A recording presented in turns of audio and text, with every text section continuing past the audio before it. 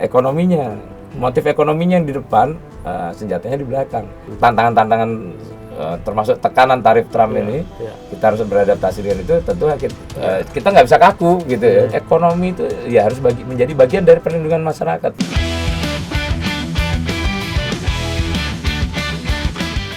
Welcome to Bebas Bicara.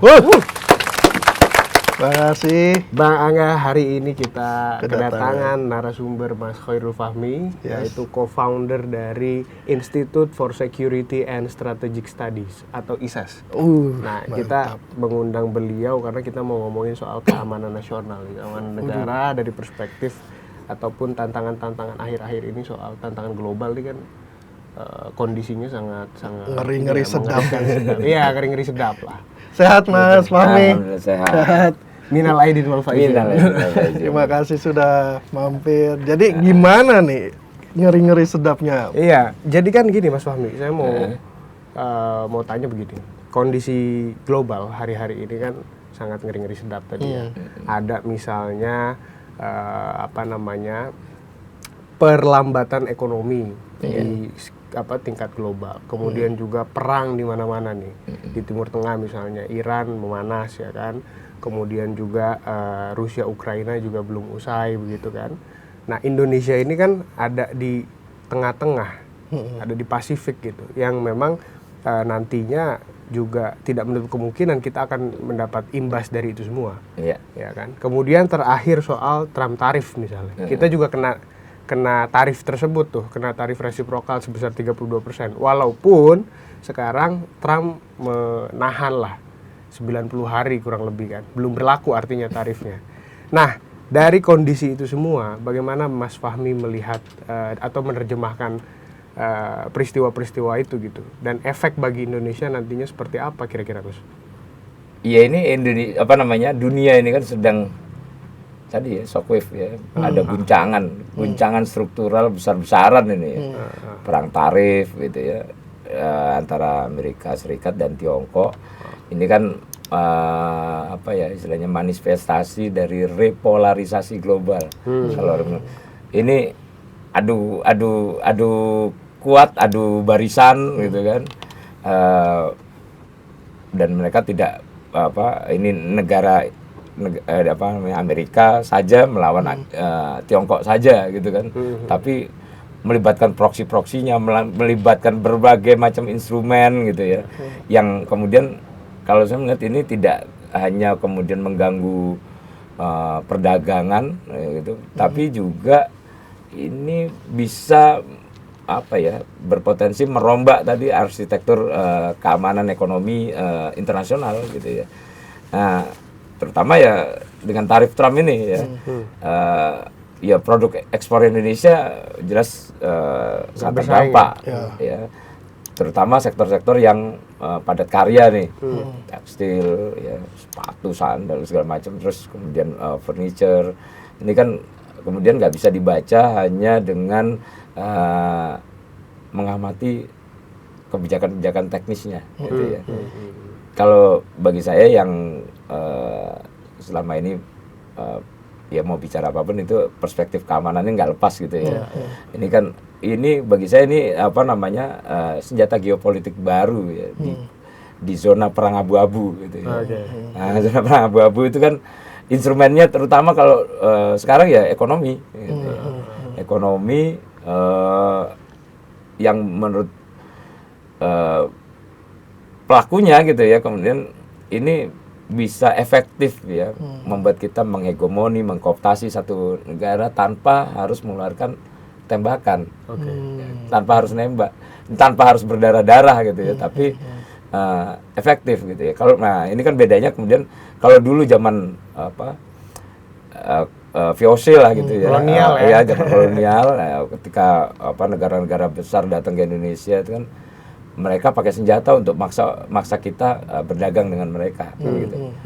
Untuk bisa produk-produk kita mau diserahkan ke mereka. Gitu kan. Tapi kalau sekarang enggak, justru sebaliknya, ekonominya, motif ekonominya yang di depan, senjatanya di belakang.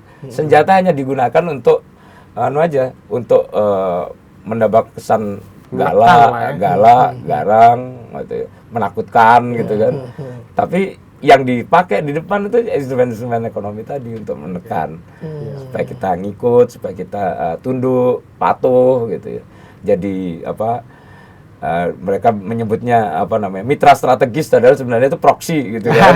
Jadi antek gitu kan. Nah, ini Indonesia ini di mana, Mas Fahmi ini? Nah, Indonesia ini sekarang sedang dipaksa gitu ya, sedang dipaksa untuk milih gitu ya. Mau jadi antek siapa? Padahal kita kan sudah jelas lihat konsep berbangsa bernegara kita itu sudah jelas, kita politik luar negerinya bebas aktif, kita netral gitu ya, dalam konteks polarisasi tadi kita netral. Tapi ternyata netral itu nggak cukup. Netral yang bagaimana? Sekarang ternyata kita harus tetap proaktif, kemudian melangkah strategis gitu ya, berselancar di antara dua kutub yang saling kutub ini. Sekarang kan sudah nggak sekedar dua kutub, ini kita iya. bicara multipolar sekarang kan. Ada banyak kutub yang kita salah melangkah, kemudian ya bisa berantakan semua kan gitu. Tapi ini kan sebenarnya bukan sesuatu yang bisa kita sebut sebagai unpredictable surprise gitu ya. Ini predictable surprise gitu. Artinya Pak Prabowo misalnya sebelum jauh-jauh hari sebelum kemudian memegang jabatan presiden, ya, jabatan pimpinan pemerintahan, itu kan sering kali ya mengingatkan soal kondisi kita yang kompleks, dihadapkan pada tantangan yang kompleks gitu ya. Bahkan jauh lagi sebelumnya Bung Karno itu kan sering kali bicara soal kita menantang bahaya, kita harus berlayar di antara dua karang, katanya begitu kan. Nah, itu kan, jadi ini sebenarnya bukan sesuatu yang tidak terprediksi gitu ya. Ini sesuatu yang sudah masuk dalam visi. Nah, cuman kemudian implementasinya yang nggak mudah gitu ya, karena ya kepentingan bisa berubah-ubah kan. Kondisi globalnya juga selalu dinamis gitu ya. Satu pihak merespon dengan respon tertentu, ya, pihak lain kan kemudian harus mengikuti, menyesuaikan, mengikuti, atau mungkin melawan kan gitu. Nah, itu kan kondisi dinamis ini yang kemudian membuat Indonesia memang sudah benar lah ya yang disepakati oleh para pendiri bangsa kita, bahwa ya kita harus bersahabat dengan semua, tapi kita juga harus menjalankan politik yang bebas aktif gitu ya. Nah, tapi sekarang bebas aktif saja nggak cukup, tapi mungkin bebas proaktif gitu ya. Tapi sebelum ke sana, Mas Fahmi, ini penting juga ditanyakan. Ini kan terjadi pelemahan rupiah ya. Saat ini aja ya kondisinya itu sudah $1 itu 16.500 ke atas ya. Ya. Hampir 17.000. Kemudian pound sterling aja sekarang udah 22.000 kalau tidak salah ya. Jadi udah 20 ribuan ke atas. Dan kita sempat di IHSG yang mengalami trading halt ya. Itu penundaan itu perhentian sementara itu di puasa ya, Ramadan, ya, dan terus setelah libur lebaran. Setelah libur lebaran baru dibuka trading halt. Nah, dari sini bisa nggak dilihat bahwa investor ini khawatir dengan ekonomi Indonesia, dan apakah ini wajar ya dari kacamata Mas Fahmi itu ngelihatnya ini wajar atau ini ada pemainnya sih yang begini-begini? Ya, kita bilang wajar ya. Ini transisi pemerintahan, kebijakannya mungkin bisa berbeda, dan itu selalu akhirnya harus ditunggu oleh pasar gitu ya untuk bisa direspon. Nah, seringkali memang kemudian itu karena mungkin berbeda ya, ada sedikit perbedaan diferensiasi dengan pemerintahan sebelumnya misalnya begitu. Nah, itu kan tetap saja itu bagi status quo ya bukan sesuatu yang bisa disikapi dengan nyaman kan gitu, sehingga di sisi lain ya kita bicara soal pemain ya juga wajar gitu ya, bahwa menduga bahwa ada pemain di balik ini wajar, karena ini kan soal profit dan benefit juga kan. Jadi kita bicara ada yang pengen cuan, ya pastilah gitu ya, pasti, dan itu kita nggak anggap itu sebagai sesuatu yang luar biasa sebenarnya kalau bahwa ini ada pemain di masa lalu, bahkan misalnya tahun 98 misalnya, orang menuding misalnya George Soros di balik kehancuran problem ekonomi kita kan gitu. Ya mungkin sekarang ada lagi siapa, atau mungkin masih sama gitu kan, tapi menduga ada pemain itu juga wajar gitu ya. Dan masalahnya bukan sebenarnya, kalau bagi saya sih bukan di situ ya, tapi bagaimana Indonesia ya tadi yang kena dampak, IHSG terpukul, nilai tukar rupiah melemah, kemudian sektor ekspor strategisnya kita terancam stuck gitu ya. Ini kan kita nggak boleh reaktif, nggak boleh kemudian sektoral juga. Ini harus dilihat sebagai tekanan yang kemudian memanggil kita untuk membangun apa yang kalau kita bisa sebut sebagai ketahanan ekonomi gitu ya. Ketahanan ekonomi. Jadi ekonomi harus dipandang sebagai bagian integral dari ketahanan nasional, bagian dari sistem pertahanan juga bahkan gitu ya. Nah, ini yang mungkin perlu narasi utuh gitu ya. Dari pemerintah ya, itu yang bisa mengaransemen ini kan tim komunikasi lah ya. Narasi fiskal, diplomasi, terus kemudian pertahanan, ini harus bisa jadi satu paket gitu ya, paket yang kemudian ini yang disampaikan sebagai bentuk komunikasi publik pemerintah dalam menghadapi apa yang disebut sebagai kerentanan hari ini gitu ya. Jadi kalau saya melihatnya ke situ gitu. Nah, tapi Mas Fahmi begini, kalau dari sisi ini kan approaching-nya dari tadi soal keamanan dan ketahanan nasional kita nih. Nah, melihat kondisi hari ini, seberapa tebal sih sebetulnya imunitas kita ini sebagai bangsa dan negara menghadapi tantangan-tantangan global itu? Iya, kalau secara makro saya kira Indonesia punya kapasitas resiliensi yang ya relatif kuat ya.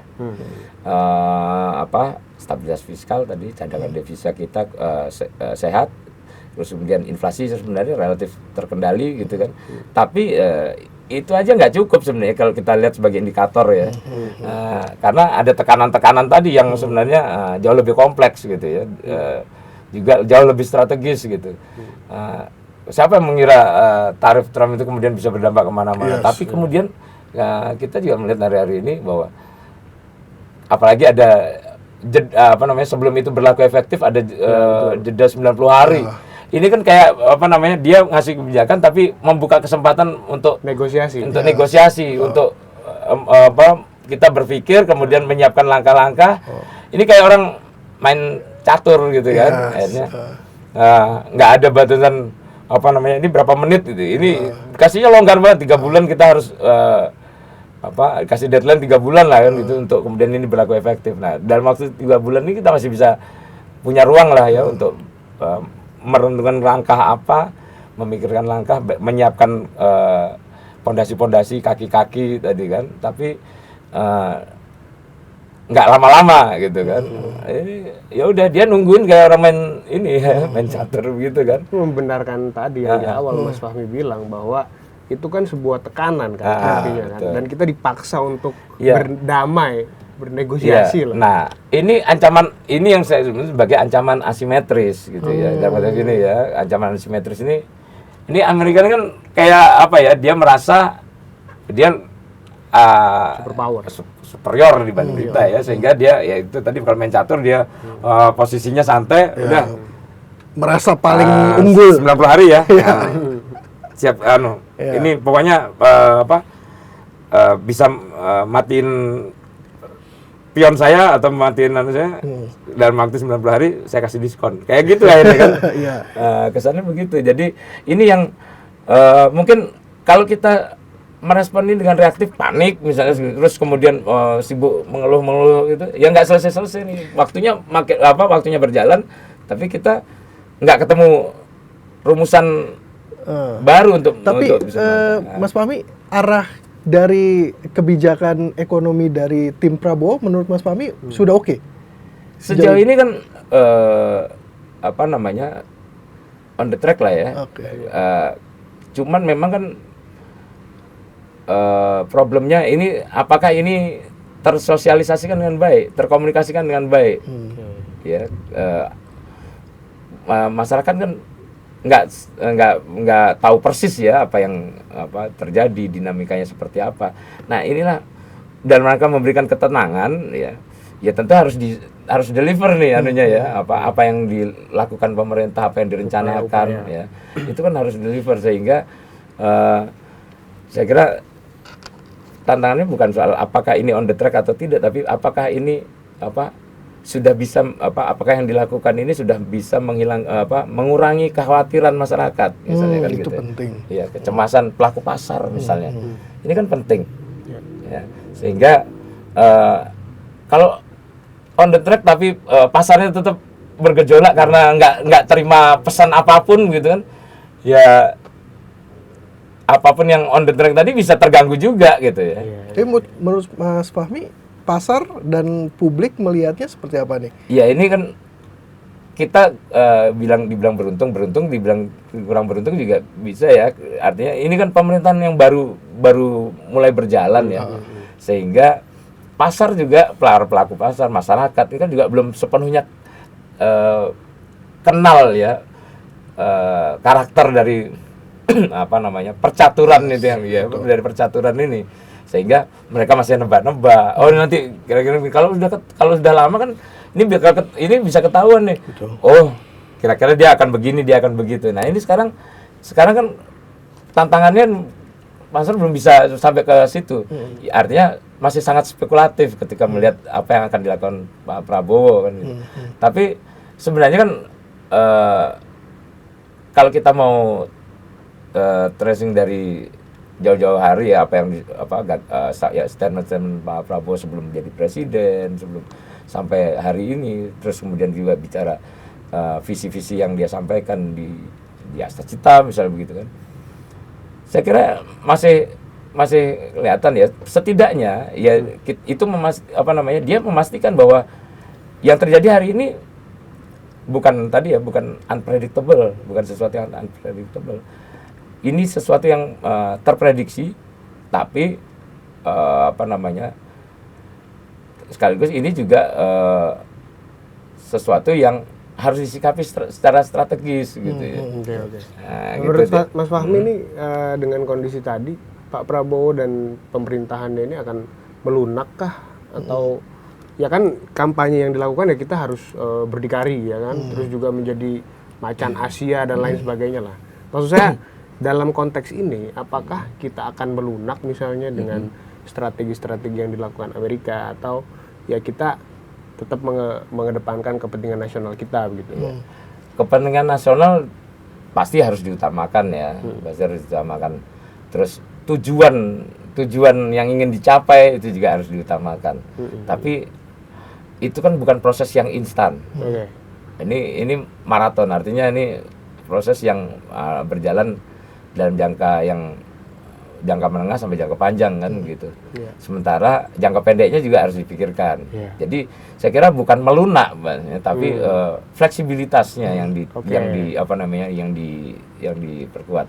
Dengan tetap mengedepankan kepentingan nasional tadi. Kita lebih fleksibel karena harus beradaptasi dengan tantangan-tantangan termasuk tekanan tarif Trump ini. Kita harus beradaptasi dengan itu. Tentu kita nggak bisa kaku gitu ya. Kita harus fleksibel. Nah, fleksibilitasnya, toleransi fleksibilitasnya seperti apa, itu saja yang harus disepakati bersama supaya kepentingan nasional tidak terganggu, tujuan yang ingin dicapai juga tidak terhambat gitu. Jadi antara injakan kopling dengan gas ini harus sama itu. Betul. Nah, ini tadi domestik. Sekarang mungkin kita masuk ke geopolitik. Nah, kita ini kan Indonesia saat ini dihadapkan pada dunia yang tidak baik-baik saja. Ya, di 2025 bukannya makin rukun, Iya. tapi di Eropa, Rusia, Ukraina masih berlanjut. Kemudian Timur Tengah ada Palestina, Israel, Iran. Yang belum lama kayaknya Iran itu menampilkan video dia punya rudal yang banyak deh, saya cek itu. Terus juga di perang dagang Amerika China makin ketat. Terakhir itu China kalau tidak salah Kena 145%. iya, dan China ngebales juga kalau nggak salah tuh. Dan dibales lagi. Terakhir itu ekspor mobil dari Amerika Serikat itu nggak boleh ke China. Mobil-mobil Tesla dan sebagainya tuh. Nah, dari sudut pandang Mas Fahmi, secara geopolitik nih, ini kan sebenarnya bisa mengganggu ketahanan energi kita, pangan, dan lain sebagainya. Itu cara pandangnya gimana? Ya gini, kalau ya sekarang kan kita sudah meninggalkan apa ya, Trump ini kan orang yang nggak terlalu peduli dengan multilateralisme gitu ya. Dia lebih suka ya, ini makanya ketika dia bicara tekanan ya dia ngancam satu persatu nih negara, dia listing gitu kan satu persatu. Dia nggak bicara kebijakan yang sifatnya multilateral gitu, tapi dia ininya bilateral ya, artinya dia beri ancaman itu dibedakan tuh satu persatu, dia detail kan gitu. Ke si A ini kayak udah kayak antara sales dengan toko gitu kan, dengan warung. Kalau warung yang ini karena dia pembayarannya lancar, ini dia bisa dapat diskonnya sampai batas tertinggi gitu, misalnya dia bisa sampai 20%. Yang ini karena dia kadang-kadang nggak lancar ini, jadi dia rigid dia di situ kan, sehingga kita melihatnya kemudian dia sangat proteksionis kan, berarti sangat proteksionis, dan yang kita tidak boleh lupa dia proteksionis dan dia sangat kuat Amerikanya kan. Ya tentunya kita juga harus melihat dari sisi itu ya, artinya kalau tadi kaitannya dengan energi, pangan, segala macam industri ya, saya kira ini kemudian bukan lagi urusan sektoral ya. Kita nggak bisa pangan sendiri jalan, energi sendiri jalan gitu ya, industri sendiri jalan, pertahanan juga sendiri gitu. Tapi ini harus dilihat sebagai medan strategis gitu ya, dalam kompetisi antar negara tadi, dan di medan itu ya tadi bukan hanya ada pion, bukan hanya ada peluncur begitu ya, tapi ini ada semua gitu ya. Dan ini harus dipikirkan semua gerakannya macam-macam ini kan harus dipikirkan bersamaan secara simultan, secara paralel, ini harus dipikir semua. Nah, sehingga sekarang ini kalau kita ya kembali ke apa yang dilakukan Pak Prabowo ya, sekarang beliau ini kan backgroundnya sangat pertahanan ya, sangat sangat pertahanan gitu, sehingga kita harus melihatnya itu ya dalam konteks ekonomi ya, ini berarti dia sedang membangun struktur pertahanan non militer. Alutsistanya apa sekarang? Ya, hilirisasi itu salah satu ininya, strateginya kan. Swasembada mungkin ya. Swasembada itu terus kemudian konversi energi segala macam itu juga strategi. Terus kemudian apalagi kemandirian industri, insentif untuk industri dalam negeri misalnya, itu kan juga strategi. Nah, senjatanya apa? Senjatanya itu tadi ya, sawah, smelter, ya, kilang, pabrik, itu senjata yang sekarang sebenarnya juga sedang disiapkan, dan ini yang ingin didorong supaya kita lebih mampu bertahan gitu. Bertahan. Jadi kenapa hilirisasi itu juga harus dipercepat, kemudian swasembada pangan juga harus jadi diseriusin gitu kan. Ya karena kita nggak bisa lagi, kalau kita bicara alutsista gitu kan, kita mau main rudal ya kalah sama Amerika. Tapi yang bisa kita pakai ya sawah. Yang bisa kita pakai ya smelter kan. Ya kan? terus kemudian kita harus punya ya kilang gitu juga, punya pabrik yang ya artinya bukan sekedar ini dari sawah langsung dikirim keluar atau dari hasil tambang langsung dilempar keluar, kita nggak ngapa-ngapain, cuma dapat ada added value ya. ya added value ini nggak ada kan gitu. Nah sekarang kan kita harus berpikir itu kalau mau apa namanya Maju. mau bertahan di tengah kompleksitas ini, karena kalau tanpa itu ya kita bakal kekurangan kekurangan kemampuan bertahan tadi. Nah di samping itu Mas Fahmi, ini kan pemerintahan Pak Prabowo ini juga melakukan terobosan-terobosan baru, misalnya nih efisiensi anggaran, ya kan pos-pos itu akhirnya direalokasi, ya kan? Nah Mas Fahmi melihat itu sebagai apa? Apakah bentuk untuk memperkuat pertahanan kita juga misalnya, atau seperti apa? Dengan kebijakan-kebijakan baru ini. Upaya sistemik tadi ya untuk merespon tekanan gitu ya. Merespon tekanan yang ya hari ini kalau kemarin kita tidak efisiensi gitu ya, tidak melakukan efisiensi. Ya potensi kita untuk tadi ya mendorong percepatan itu jadi makin lemah kan gitu. Karena yang bisa kita gunakan kan sekarang ini ya terutama ya hasil apa yang dihasilkan dari efisiensi kemarin gitu ya, yang bisa diandalkan ke depan. Ya saya kira mungkin setelah ini pasti ada pelonggaran lah ya, ada pelonggaran yang kemarin ketat, akan ada pelonggaran. Tapi pelonggarannya itu kan target didedikasikan gitu ya untuk menghadapi tekanan-tekanan asimetris tadi, termasuk tarif Trump ini kan. Sehingga ya oke, ini mungkin akan ada insentif untuk percepatan sembada pangan, akan ada insentif untuk percepatan hilirisasi dan sebagainya, termasuk juga mungkin ada belanja alutsista yang bisa memberikan leverage ya, dalam konteks hubungan kita dengan Amerika pasca tarif resiprokal, perubahan tarif resiprokal ini. Nah, Mas Fahmi, dalam konteks geopolitik kan posisi Indonesia nih sekarang agak sulit nih. Secara ekonomi Indonesia punya hubungan baik dengan China, juga punya hubungan baik dengan US. Ya, namun keduanya dijaga dengan baik. Nah, artinya nih China dan AS kan bersih tegang. Ya, nah dalam pandangan Mas Fahmi, kita kan punya batas-batas wilayah yang bisa saja itu memantik tensi yang tinggi ya, misalnya laut Cina Selatan dengan Natuna ya kan. Nah itu apakah Indonesia terlalu berhati-hati dalam konteks geopolitik sehingga saya nggak tahu ya, melihatnya itu kok sekarang ini semua negara sudah merespon, Indonesia meresponnya itu nggak terlalu cepat gitu loh, agak lambat. Nah apakah ini bagian dari yaitu gerakan non-blok itu, atau memang karena takut mencederai satu sama lain gitu loh?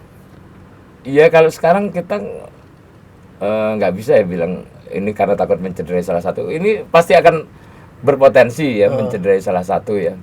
Nah, tapi kan ya kita tetap harus ya tadi kepentingan nasional kita yang utama. Kepentingan nasional dan tujuan yang ingin dicapai penundaan ini, itu yang utama kan, harus diamankan dulu sebelum kita bicara soal kepentingan nasional pihak lain kan gitu. Sehingga ya yang sana proteksionis memperketat ketahanan ekonominya gitu ya. Sementara kalau kita nggak juga menyikapi dengan begitu, nggak mungkin. Artinya sekarang di saat mereka berantem gitu kan, ya mestinya kita bukan berarti kita kemudian tetap mendekat dan kemudian harus hati-hati, harus ini. Jadi yang kemudian kesannya kita jadi takut gitu kan. Tapi sebaliknya kita kan justru memilih nggak dekat-dekat dulu deh. Kita cari alternatif yang lain gitu. Kita datang ke Timur Tengah, kita datang ke Turki, kita bicara soal selatan global gitu ya, termasuk ke Afrika segala macam kan. Itu kan langkah-langkah yang supaya tidak nggak ada luka gitu kan, supaya nggak ada luka. Bukan kita berhati-hati, bukan kita harus kemudian tetap zigzag di antara dua kutub ini, tapi kemudian di sisi lain kita takut kita takut melukai, kita takut terluka, sehingga langkah kita jadi ragu-ragu gitu kan, jadi ragu-ragu, mau kelihatan keder gitu kan, kelihatan bingung gitu, gagap gitu kan. Nah sebaliknya kita justru ini kita berproses tetap ini ya, kan toh pemerintah juga sudah menunjukkan bahwa mereka akan mengirimkan tim ke Amerika, tim negosiasi segala macam. Terus tapi di sisi lain presiden juga keliling untuk mencari alternatif pasar, mencari alternatif dukungan pembiayaan segala macam. Terus dilakukan dengan kemarin ke Turki, ke Timur Tengah, ini kan bagian dari upaya mencari solusi. Dan ya artinya kita nggak harus yang kemudian pesimis terus begitu ya. Nah ini kan kita nggak pesimis terus nih Mas nih. Saya mau ini nanya ke Mas Fahmi, kira-kira seperti apa pandangan Mas Fahmi, karena dari apa yang kita bicarakan tadi sebetulnya kan ada peluang-peluang yang bisa kita tangkap. Misalnya ya kan ada potensi kalau misalnya negara-negara yang disebut sebagai mitra dagang AS itu kena tarif yang begitu tinggi, artinya kan produk-produk mereka nggak bisa bersaing di sana, ya kan? Mereka akan mencari alternatif pasar. Lah kita bisa jadi salah satu dari itu. Nah, untuk menangkap peluang itu, seyogianya seperti apa langkah-langkah yang harus diambil oleh pemerintah begitu, Mas? Ya, kalau kita bicara itu kan sebenarnya tantangannya juga banyak. Yang menghadapi tantangan tarif Trump ini kan bukan hanya Indonesia. Ya betul. Ada banyak negara, ya. Ada banyak negara yang juga mungkin berpikir sama dengan kita kan gitu, akan berpikir sama dengan kita, dan itu berpotensi senggolan di perjalanan kan gitu. Justru. Nah sekarang tapi masalahnya kita ini kelebihannya adalah kita juga, bukan hanya sekedar harus menjual produk kita juga pasar besar. Betul. Ya.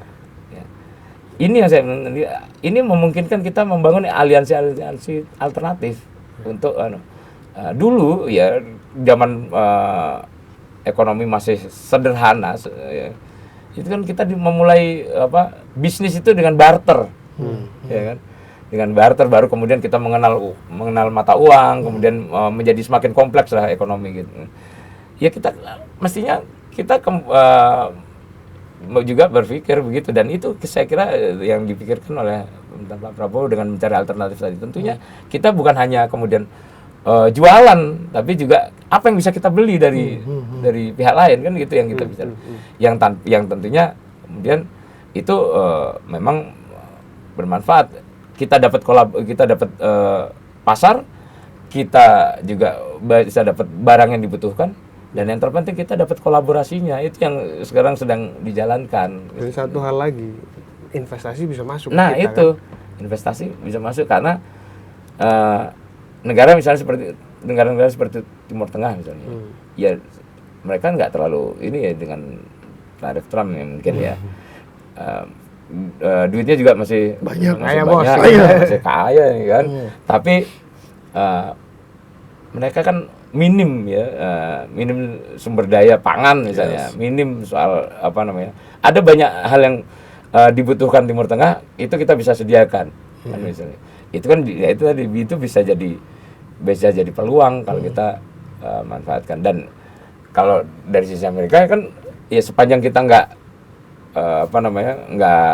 menjadi bagian dari rantai pasok Cina, Tiongkok, ya bagi mereka mungkin nggak ada masalah gitu kan. Nah ini yang harus dicoba. Mas Fahmi, kita juga kan Indonesia punya berbagai atau ikut terlibat dalam berbagai organisasi. Nah kita ikut dalam G20, ya kan, kemudian kita ikut dalam BRICS. Nah apakah ini sudah dimanfaatkan dengan baik gitu, sehingga mungkin ya setidaknya US punya aturannya sendiri, di BRICS kita juga punya aturan yang kemudian saling bekerja sama ya. Itu menciptakan pasar baru ya, dan sama-sama meningkatkan hubungan yang baik yang saling menguntungkan. Iya, iya. Kalau kita lihat kemarin-kemarin polemik soal bergabungnya Indonesia dalam BRICS, ada banyak perdebatan soal bahwa BRICS ini benefit ekonominya nggak kelihatan gitu kan. Waktu itu kalau saya sih lebih cenderung melihat, ya memang benefit ekonominya nggak kelihatan, tapi yang tetap saja ini forum multilateral, ya kan. Walaupun ini diklaim sebagai forum ekonomi, tapi diskusi-diskusinya politis kan gitu. Diskusi-diskusinya politis. Nah sekarang ini kan bermanfaat hari ini, karena kita tidak lagi bisa melihat tekanan-tekanan ini hanya semata-mata ekonomi, gitu. Ini tekanan politik. Ya. Perang dagang kali ini politik banget. Mereka Trump ini sedang minta kita milih gitu loh. Ya. Posisi kamu di mana kan gitu. Nah sekarang dengan adanya BRICS kita masih tadi ya, itu juga kita masih bisa dapat kawan diskusi yang oke, termasuk juga membuka peluang-peluang baru gitu ya dari BRICS ini. Yang tadinya nggak kelihatan seberapa ekonomik gitu ya, BRICS ini ya ke depan saya kira akan lebih terlihat, dan itu kan sudah sejak awal Presiden Prabowo juga sudah mengklaim bahwa ini bagian dari diversifikasi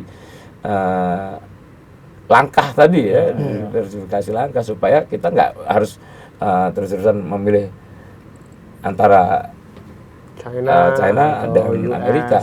Karena BRICS ini kan dia walaupun satu forum gitu, anggota-anggotanya ini punya beragam tujuan, kan beragam tujuan. Di situ justru sekarang BRICS ini saya kira akan bisa mendatangkan benefit bagi Indonesia, karena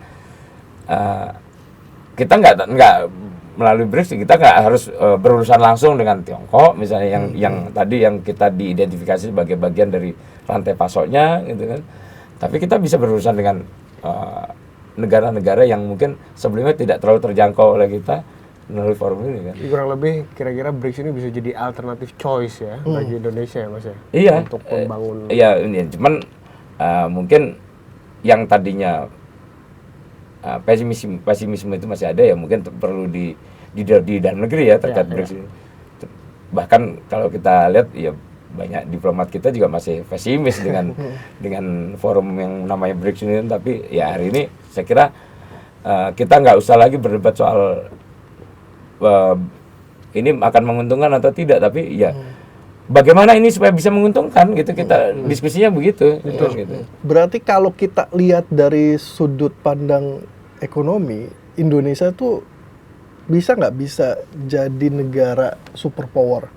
Ini kan kita masih disebut negara berkembang kan, tapi bisa nggak disebut negara di atas berkembang dan bisa mengendalikan?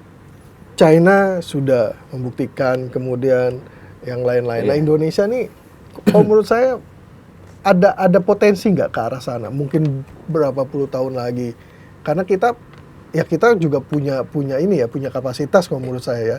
Dan salah satu yang kalau nggak salah satu yang digebukin dari Uni Eropa tuh sawitnya Indonesia.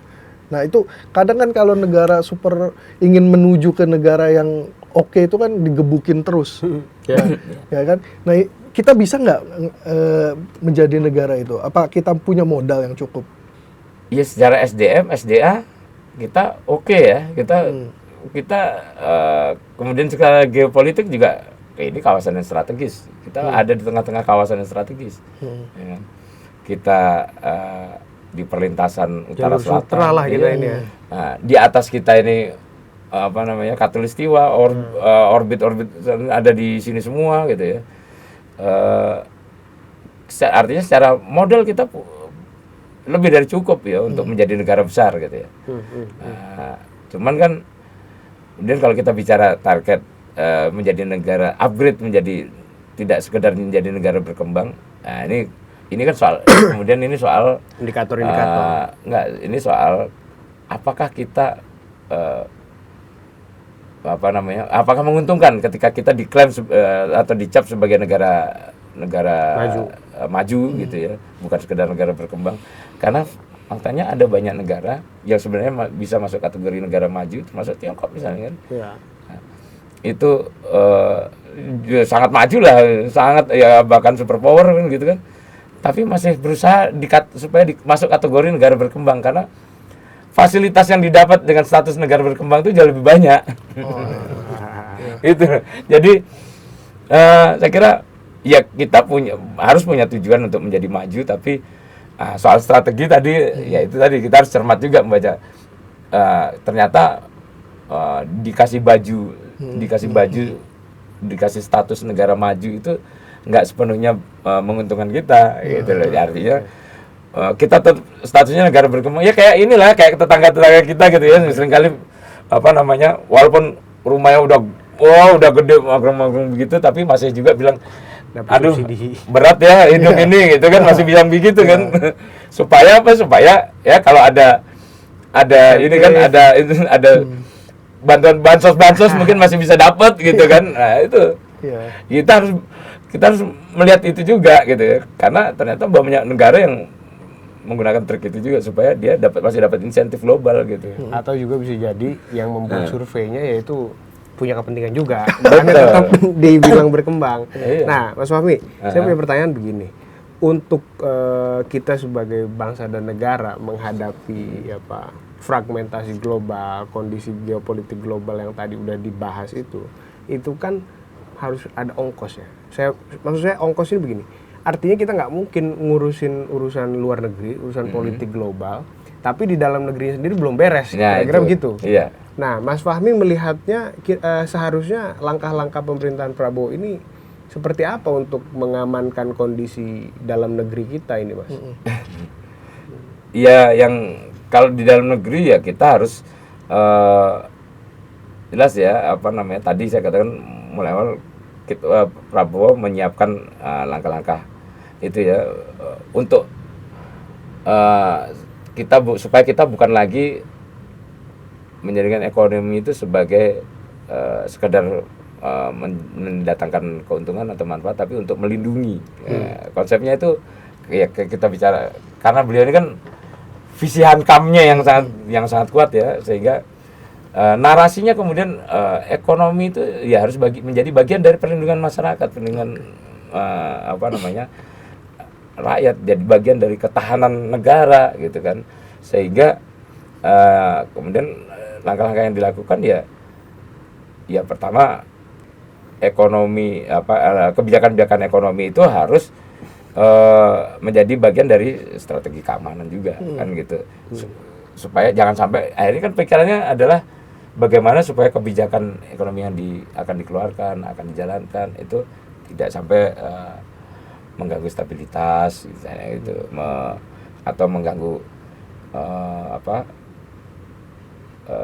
ya pasar gitu ya, direspon negatif supaya tidak, karena kemarin kan sempat tuh ya undang-undang itu kemudian responnya negatif, walaupun kemudian berapa hari kemudian kembali lagi stabil.